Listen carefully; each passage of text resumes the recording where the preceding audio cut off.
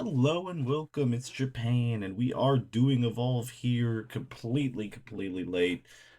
Just got no opportunity to record, so this is the first time I can, right? Which is right on the next episode's day. So hopefully I can get these back to back so they'll be a little bit better. But I just really didn't want to miss one. And I was gonna put them as one mega episode, but I feel like it's more palpable to have its own episode just in case you ever want to go back to like a certain episode or figure out a certain thing. I don't know. It just feels better to me. So apologize for a little late here or very late here, but let's just talk about it. So the show actually was loaded with quite a few matches and quite a few segments. I do have a random gripe when we go in between all these because I've noticed something that they've been doing really more and more, and we'll get into that when we get to this section. But starting off, we had Anya Rune versus Layla Diggs. Now, Anya, I think, is going to be a pretty solid, person. Obviously, she's very polarizing when she first started. A lot of people either hated her or liked her. I mean, it happens, but Layla Diggs has become one of the better wrestlers across the board here on NXT, or I was gonna say Evolve. She's also on NXT. Again, that's what I kind of gonna hate about her is that I feel like she's kind of already been pushed up to NXT on top of all this. I mean, she just had a match last night on NXT, and then she's probably not gonna have another one on Evolve at this point. She has athleticism, like she's had it in a lot of matches. It just feels like sometimes she just doesn't put that time in, and maybe that's not her, and that's maybe just her opponent or what they told her to do. So if they just let her do what she could do, she has solid matches like this. I'd probably give her an A on this match and maybe Anya a C. I'll put it in B. It's a good start of the show. I really do think everything was good. I think Anya has a great look to her and great in ring selling, and she's had that throughout the entire what 2 3 matches that she's had. But she's got to get some time to get her own offense in so she can look a little bit better out there. But she's a good dance partner to have. She made Layla look really good, and everything I think was a pretty solid start to the show. Then we had multiple segments, so we'll cover them up. But basically, Laney Luck and Wendy Chu, and then Nikita Lyons and Sloane Jacobs, talking about what happened in the title match, and that they kind of want to have their own little bit of like I guess it would be a tag match, but I mean like their own little bit of revenge on each other through that tag match. So we'll have that next week. I absolutely like that. It's a good way to cook it because you can do a lot of storyline with obviously somebody might be pinning Wendy Chu, and whoever pins her, could possibly be the number one contender. You could possibly also have Lady Luck kind of just abandon her or, turn on her if they really wanted to do something like that. I mean, there's a lot of different things that they could do, and I think, obviously you want your champion in action, but not always having championship matches isn't necessarily a bad thing. I think with Evolve's thing of being like they kind of do it every 3 to 4 weeks, kind of makes it a little bit rougher when you have like a tag match inside of that because it might be a whole bunch more weeks before she defends it again. But as long as they don't do that, I think we'd be perfectly fine here. And I'm actually pretty pumped for the match.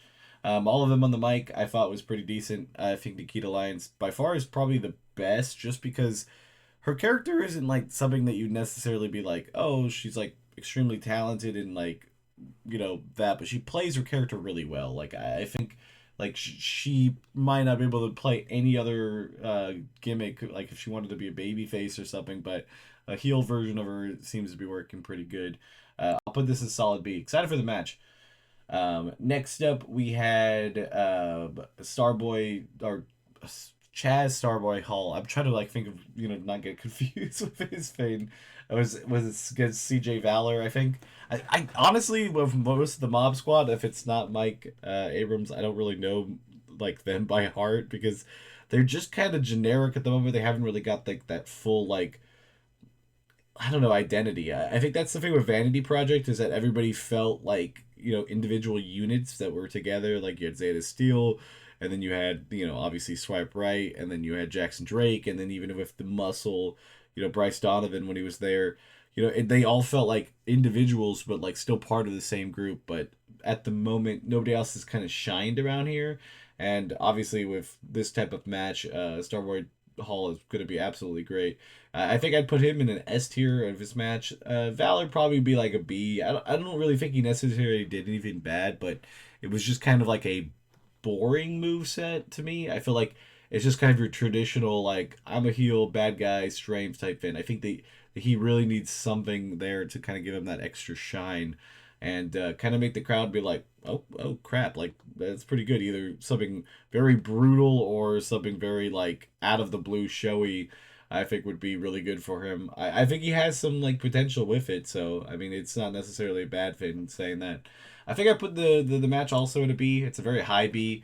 I feel like Starboy Hall is just why is he here? Like he really needs to be on NXT, which I think he already is.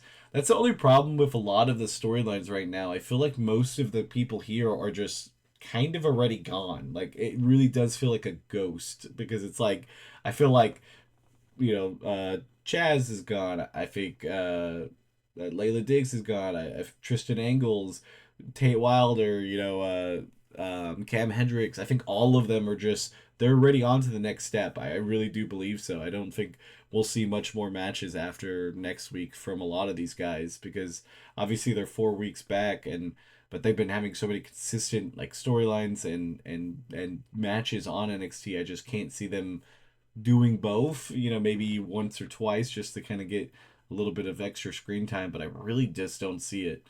Then we had the contract signing between Aaron Rourke and Tristan Ingles.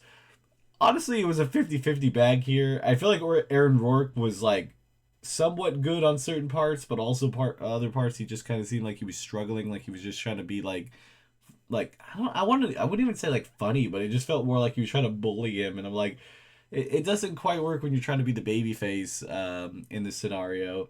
Tristan Eagles, honestly, I still am just very high on this guy because he's the perfect embodiment of a heel, and if he can back it up in the ring, even in this next match, I think that's really all he needs to solidify.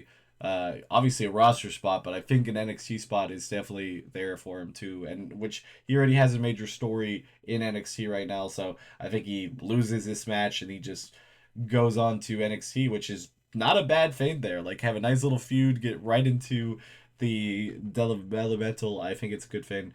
I put this solid. I put it in an A. I think Aaron Rourke's ability probably was around a B, and I think Tristan's was around an A. So I'll give it a little bit of higher fame, but it was a little long, so it was a little painful with some of the stuff. I think they definitely could have cut that down a little bit. It ate up too much time to be that way. Then we had Elijah Holyfield in the VIP section.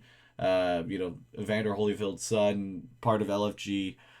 He has the look. Like he definitely has that look that he could be 100% like a superstar on this thing. Seeing the stuff that he's done on LFG and seeing how green he is, I'm not super pumped that he's going to come out here and do anything too crazy. I do think this is kind of like a building block. He's one of the few of all, like the LFG people that have been on multiple seasons that never really has gotten a match anywhere. So I do think that's a good sign for him. They kind of tease that they were going to talk more about it next week or whatever. I kind of thought that was a little stupid, but this is where the gripe that I was talking about earlier in the episode, where they just cutting so many promos on top of everything, because this was like everything's just like, hey, here's the contract signing, and then we'll cut into Harlem Lewis coming down and talking about, wanting Braxton Cole the next week. I'm like, nobody was involved. Why would he even come down there? And it's just stuff like that. They don't let the other segment end. They just put it right on there. They could have easily just made it a completely different segment or have it completely on something else.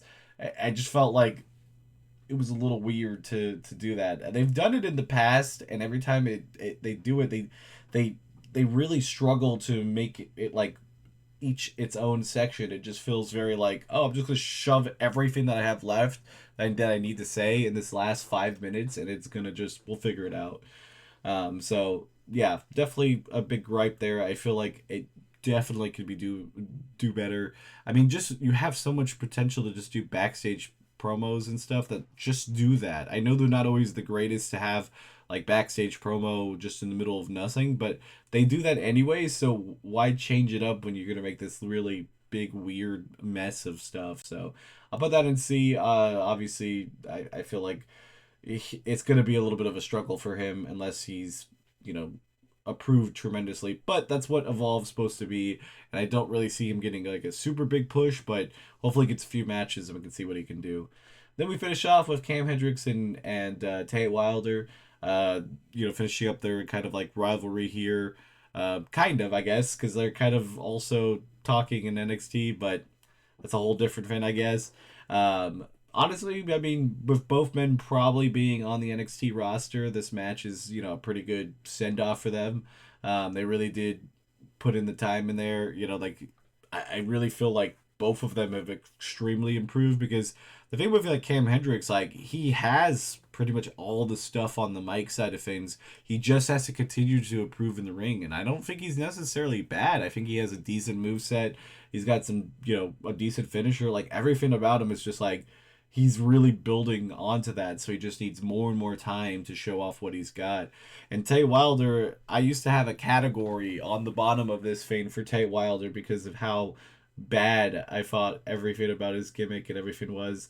And they kind of stripped all that away and just let him go out there and wrestle. And it's worked really well. I mean, I definitely not taking credit for any of that, but hopefully maybe somebody saw that video. No, I'm not, I'm just messing around, but it's just one of those things. It's like they really decided to give him that 180 spin on it, and I think it's worked out really well for him because now he's going to be on the NXT roster. I mean, I'm pretty sure, like I said, most of the people on this show, which is kind of crazy, is getting the bump up.